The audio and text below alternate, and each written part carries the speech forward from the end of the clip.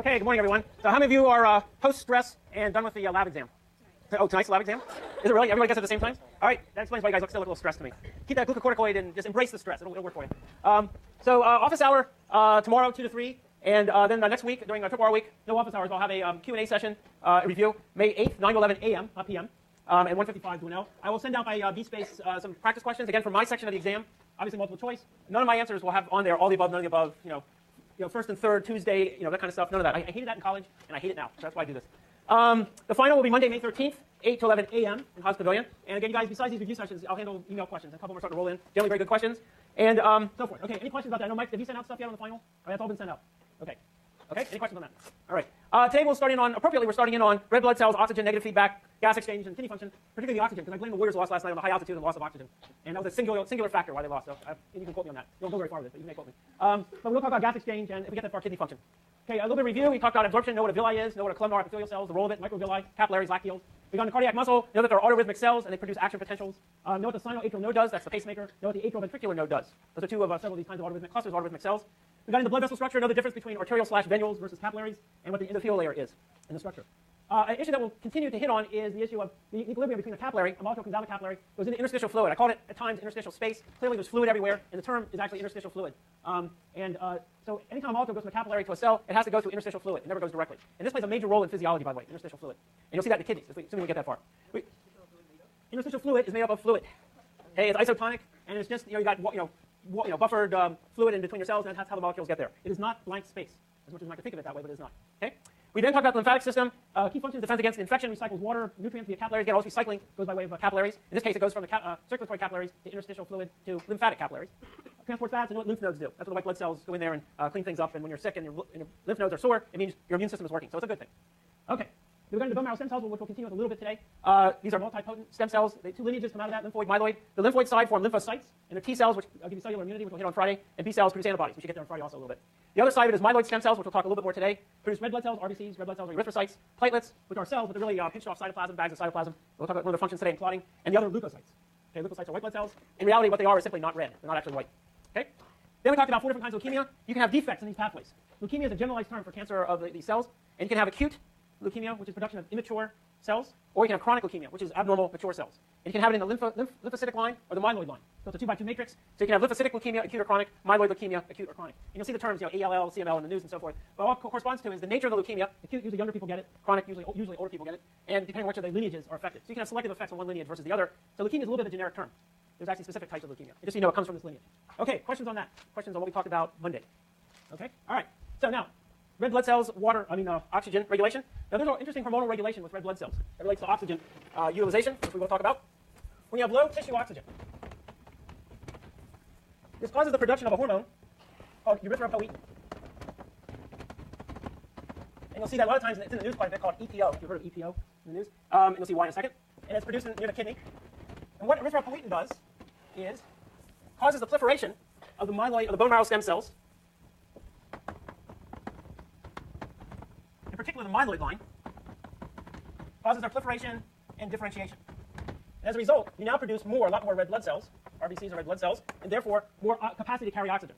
So you have increased oxygen, and therefore you now have higher tissue oxygen. Now, if your oxygen gets too high, guess what? There's a negative feedback system here. And so when it gets too high, I'll put this back up here, or down in a second. There's a negative feedback for constancy. And you bring down the level of erythropoietin. Therefore, you don't make as many red blood cells, and you bring down oxygen. Oxygen gets too low. You lose the negative part of this pathway. You now make more erythropoietin. You produce more of the myeloid stem cells, and you produce more red blood cells. So low oxygen, more proliferation. High oxygen, less proliferation of the bone marrow cells. So you try to keep a constant level of oxygen. Everybody see that? Now, two interesting parts of this. One is EPO is a fairly new hormone in the sense it was discovered, I think, about 20, 25 years ago. And it's a surprising given it's an important hormone. And one of the ways it was found is, as I mentioned, it's made near the kidney. And what they found is patients with kidney problems tended to have anemia or low levels of red blood cells. And so that was the first hint that there's something going on related to the kidney. And they tracked it down where it's produced from. The other area of interest is more in it's called a political, social, societal kind of use. And that is a long time ago, 60s, when I was your age, in the Olympics in Mexico City, which is high altitude, some of the people, the athletes, would save some of the red blood cells and inject them back into their cells right before, so they have higher oxygen content, and therefore can handle the higher altitude better. And then they found out they didn't have to do that, because all you have to do is inject EPO, which is a protein hormone, and you can do the same thing. So you don't have to bother to collect your own red blood cells to get exactly the same effect. And that's where you see this a little bit. And it's a very hard one to detect. because it's used so quickly, but you mix a little bit. Anything above almost a baseline becomes a red flag for detection. But the point is, in the news, you'll see EPO on occasion, and this is what it does. Produces more oxygen. Okay? So questions on that. It's a fairly interesting pathway, but it's a classic example of yet another negative feedback. Again, negative feedback is to maintain constant levels. Okay? Have to maintain constant levels in the system. And you muck around with the negative feedback, you muck around with your physiology. And that's true of all these negative feedbacks. Question? What proliferation to the myeloid proliferation differentiation? Yes, as we talked, the question is myeloid cell differentiation. It's this part of the pathway here. Red blood cells come from myeloid stem cells. They do not come from lymphoid stem cells. Please understand that difference. Okay? All right. So the other thing, yes, question. Is there any way to what? Permanently increase your EPO secretion? That I don't know about the word permanent. That's kind of a subjective viewpoint. But I don't know of any, in theory, there could be a tumor in the cells that produce EPO that might make more of it. But I don't know of any offhand. I guess it's theoretically possible. Again, it's one of these strange hormones that's only discovered recently because you make so little of it, and you have so little receptors. So obviously there's receptors in the bone marrow stem cells for the EPO. Certainly in the myeloid stem cells. Okay, question back there. Good question. Say it louder, please. How long does it take to kick in? Fairly quickly. Easily within 24 hours. You have other mechanisms to increase oxygen binding, to the hemoglobin, which we'll talk about in a little bit. But this is another way of doing this. This is a fairly quick response, relatively quick response.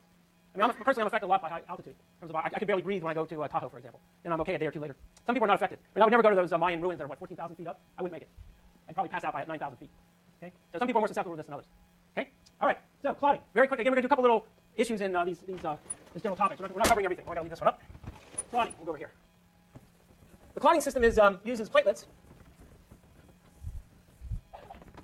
And it's an interesting setup in terms of ideas of precursor-product relationships in proteins, which is one of the key parts of this. Okay, so here's a blood vessel. And you get an injury. And what happens is, this is a sort of a diagram of the injury. So you cut through the blood vessel, called these really small blood vessels. And what you form is a platelet plug. This is the first thing that happens on an injury. And this releases all sorts of platelets, damaged cells, platelets, and so forth. But you also produce calcium and vitamin K and other kinds of ions that can produce from these damaged cells. So this starts a process, a very important process. And there's two parts to this. So what happens is, prothrombin, remember I told you large precursors have the term ogin at the end? The other kinds of precursors that are, sometimes they give the word prothrombin. A lot of prohormones have this. And this gets converted into thrombin. And it's a combination of the calcium, vitamin D, and damaged cell contents that kind of activate this. In addition, there's a protease cascade. A series of proteases activate other proteases. That ends up converting prothrombin, which is a larger inactive protein, to a smaller active protein. So from a larger inactive to a smaller inactive. And this is a very important pathway. One of them is a series of factors. There's about 10 or so factors that happens. And one of these in here is called factor 8. And the only reason I bring this up is this is a factor that's genetically defective in hemophilia. A lot of hemophilia patients, particularly those in the royal families in Europe, had this in them. I'm sure you probably read about this in secondary school and so forth. But it's this factor within this protease cascade that's genetically deficient in these individuals. This is what's passed on from individual to individual. So the combination of the two convert prothrombin into thrombin. Now, thrombin is a protease. And it has basically one substrate. And its substrate is fibrin ogin. Remember the ogin is the larger precursor? And this gets converted into fibrin. So this is what thrombin does, which is a protease. And what fibrin does, I'll put the board back up in a second, is the fibrin comes up, goes where the platelet plug is, and forms a fibrin clot. And so it's not an enzyme. It's basically a building block of the clotting process. So what happens is, let's go over this real briefly. You cut yourself, form a platelet plug. The damaged cells releases calcium, vitamin K's around, a bunch of other stuff, ions are normally found inside cells. In combination with this protease cascade, converts prothrombin, which is a larger inactive protease, to thrombin, which is a smaller active protease. Has one substrate, converts fibrinogen, which is one of the major proteins in your bloodstream, to fibrin, and then fibrin forms in the fibrin clot. And that's kind of the short version of it, but the key features. All based on larger precursors, fibrin, ogin, prothrombin, getting converted into smaller active molecules, fibrin, and thrombin. Does everybody see that? What? It is a protease cascade. How does this work? Not important to know, but it's one protease A clips protease B, which activates it, which clips protease C, which activates it. It's a long cascade. It's not, I think, designed so that you don't clot accidentally without a cut, which is would give you a stroke. Yes. Yeah, it forms on top of it. Yes. And there's actually some really cool 3D EM pictures of this stuff, and it's really kind of neat-looking kinds of shots. That you can see it. And the reason why the fibrin clot is red is some red blood cells get trapped in there too. So it's like a big net, a trap. Okay. So next time you get a scab, just view it as there's a little bit of fibrin that you're getting rid of there. I know my kids, when they get their scabs, they're constantly picking on them and picking them. They bleed again. The whole process happens again. So that's why I carry a box of Band-Aids with me at all times. Okay. All right. So, and look over those questions also on the reader. Okay. Gas exchange. We briefly mentioned, I'll leave this up here for now. This gets into the issue of oxygen and carbon dioxide. Gas exchange. Okay? Basically, the gas exchange, we're going to talk about oxygen and CO2. This all happens in the lung capillaries. Lung capillaries and in the tissue capillaries. And these go in two different directions. We'll see why here in a second. So in the lungs, you have these capillaries called alveoli. These are deep into the structure of the lungs.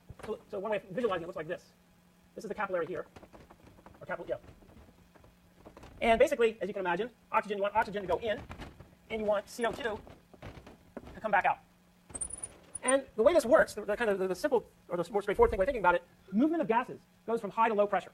So any sort of movement of gases goes from high to low pressure.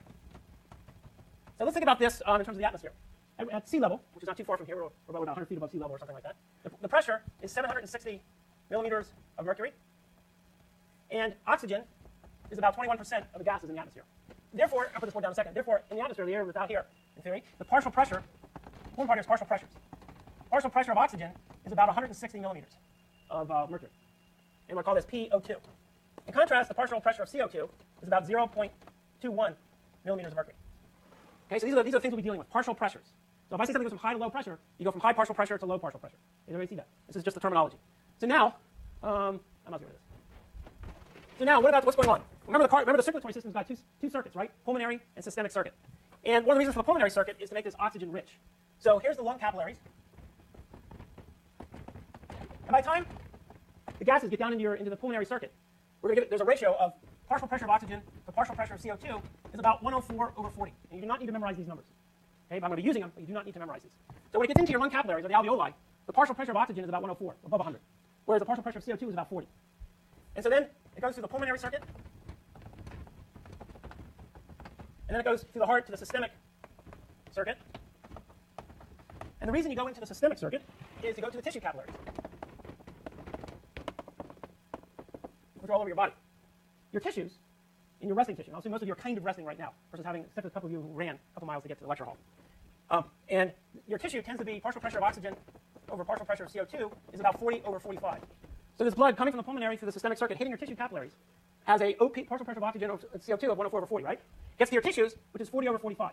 And I said to you, gases move from high to low pressure. So what would be the direction of the gases, movement of the gases in the tissue? When this oxygen-rich blood hits the tissues, what would oxygen do? It would go into the tissue, because it goes from 104 to 40, right? What would CO2 do? From the tissues to the circulatory system, because you go from 45 to 40. So the movement is from the tissues into the bloodstream. Everybody see that?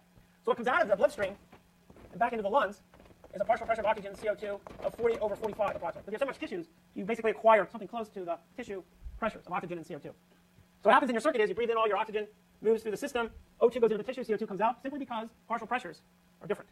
It comes back out. At high altitude, by the way, your partial pressure of O2 is much lower. Okay? So that's one of the things that happens. Yes. Wait, sorry. Go ahead.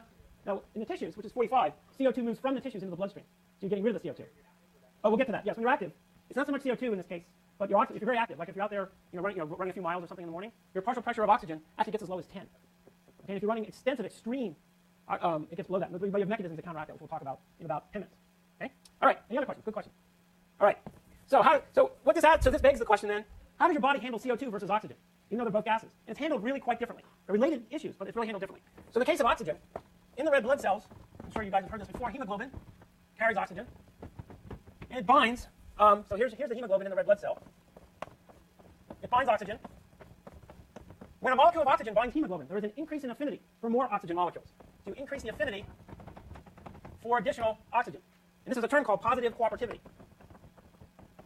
And this is happening in the lung capillaries where there's a lot of oxygen. As soon as the hemoglobin senses, so to speak, that there's oxygen there, it binds, you immediately increase the affinity for more oxygen, and you relatively quickly saturate the hemoglobin. Okay? It's a term of positive cooperativity. This is not positive feedback, it's positive cooperativity. It's more of a chemistry term, or a biochemical term.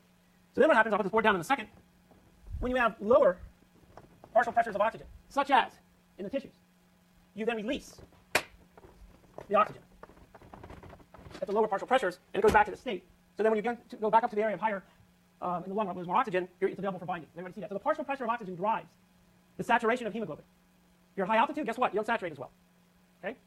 This is what's normally happening here on a day-to-day basis.